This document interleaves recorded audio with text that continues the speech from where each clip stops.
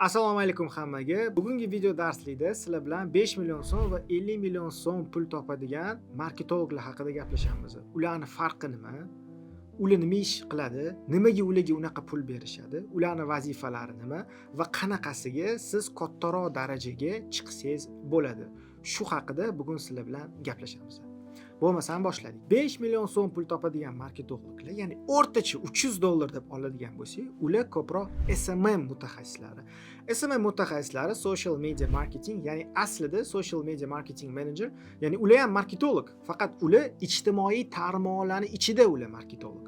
Ularga aytishadi, texnik zadaniya berishadi, ya'ni tezda berishadi, shunaqa yurg'izishing kerak deyishadi, content plan tuzadi, ular stories qo'yadi, videolar olishayotganligida tepasida turadi, dizayner bilan ishlaydi, copywriter bilan ishlaydi yoki tekstlarni o'zi yozadi va ijtimoiy tarmoqlarni aktiv yuritib boradi.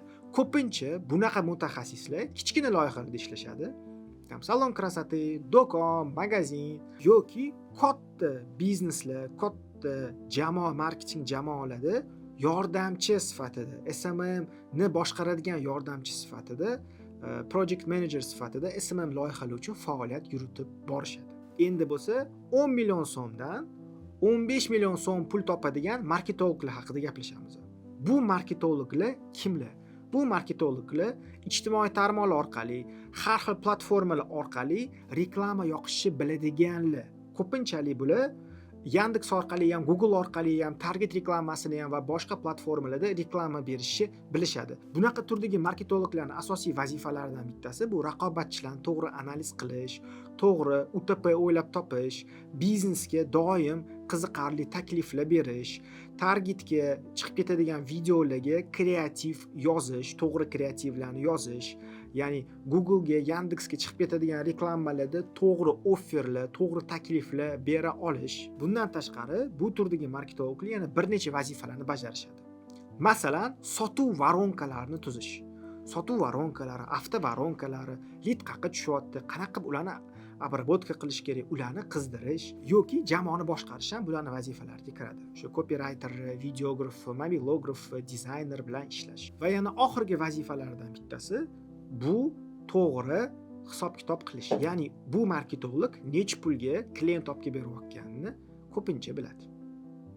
Endi sizlar bilan 30 million so'm, 40-50 million so'm pul topadigan marketologlar haqida gaplashamiz. Ko'pincha bunaqa summalarni ular bonuslarni hisobiga olishadi. Ya'ni har bitta marketolog uchun katta strateg marketolog, $3000-5000 pul topadigan marketologlar, 30 million, 50 million so'm ishlaydigan marketologlar bonuslarni hisobiga bunaqa katta pul chiqadi, ularning oyligi chiqadi. Chunki ularning определённый fiksasi bo'ladi, ya'ni 1150-2000 oyligi bo'ladi va sotganidan, sotuv qilib berganidan, sotuvlarni oshirib berganidan yana unga qo'shimcha bonus chiqarib berishadi. Bu strateg, ekspert marketologlar nima vazifalarni bajarishadi? Bo'lmasam boshladik. Birinchi eng asosiy vazifasi bu strategiya yaratib berish biznesga. Ya'ni qachon chegirma beramiz, bizning maqsadli auditoriyamiz kim, UTP'imiz nima, raqobatchilar nima taklif qilyapti, bizga kuchli taklif bera olamiz-mi, yo'qmi, qaysi sotuv kanallaridan nech pulga bizga mijoz to'g'ri kelyapti, ularning narxi qanaqasiga narxi tushirish mumkin, sotuv bo'limi qanaqa ishlayapti, sotuv bo'limiga lead yetarlicha kelyaptimi, yetarlicha kelmayaptimi, sotuv bo'limida xatolar bormi yoki yo'qmi? Ya'ni strateg ekspert marketologlar sotuv bo'limiga va sotuvga aralashishi shart. Ya'ni endi ishni boshlayotgan junior marketologlar yoki middle marketologlar sotuvga aralashmasa ham, lekin ekspert marketologlar doimiy ravishda sotuvga aralashishadi. Bunaqa turdagi marketologlar televideniyada reklamalarga ssenariylar yozish yoki barcha onlayn va offlayn turdagi reklamalarga javobgar bo'lishadi. Eng asosiy bular qiladigan ish javobgarlikni bo'yniga olish. Ular SMM komandani ham boshqarishadi, ularning marketolog assistentlari ham bo'ladi. Ular doimiy ravishda analiz o'tkazishadi. Mijoz analizi, CastDev, Customer Development, mijoz nima xohlayapti, raqobatchilarning analizi, bozorni analizi, bozor konjunkturasi qayerga qarab ketyapti, talab o'syaptimi, tushyaptimi. Undan tashqari ekspert marketologlar produkt marketingga aralashishadi. Ya'ni bu produkt bozorga kerakmi, yo'qmi, bu produktni narxini ko'tarish kerakmi yoki tushirish kerakmi, yana qanaqa turdagi produktlarni ishlab chiqarish mumkin. Bozorga nima mahsulotlar yetmayapti? Nima mahsulotlar narxini tushirish kerak? Ya'ni biznesni deyarli hamma prosesslariga aralashishadi ekspert marketologlar. O'shani hisobiga bunaqa turdagi marketologlar katta pul ishlashadi. Ko'pinchalik ekspert marketologlar 3 ta sohada ishlashadi. Birinchisi bu qurilish, ya'ni qurilishda katta pul aylanadi va ekspert marketologlar qurilish biznesida faoliyat yuritishadi. Ikkinchisi bu ta'lim sohasi. Xususiy maktablar, xususiy universitetlarda ishlaydigan marketologlar juda katta daromad ko'radi. Nimani hisobiga? Chunki ularning KPI baland bo'ladi.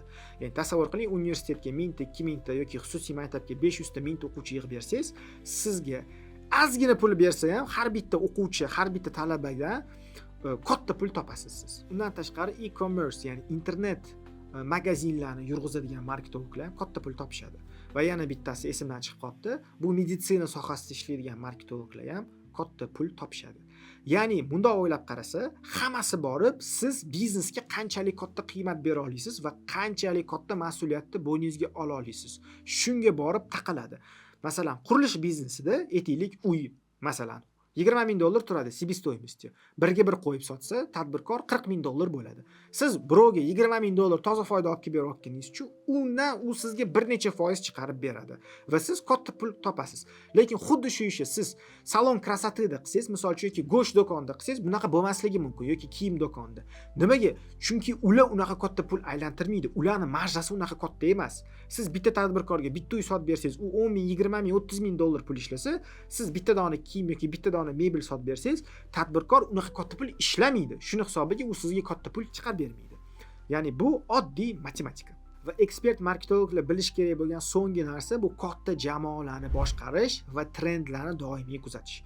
Ya'ni siz ekspert marketolog bo'lsangiz va 3000, $4000 daromad ko'rmoqchi bo'lsangiz, siz katta jamoalarni boshqarishingiz kerak bo'ladi. Sizni qo'lingizda o'sha SMM komanda, aytaylik, sizni assistent marketologlaringiz qatnashadi.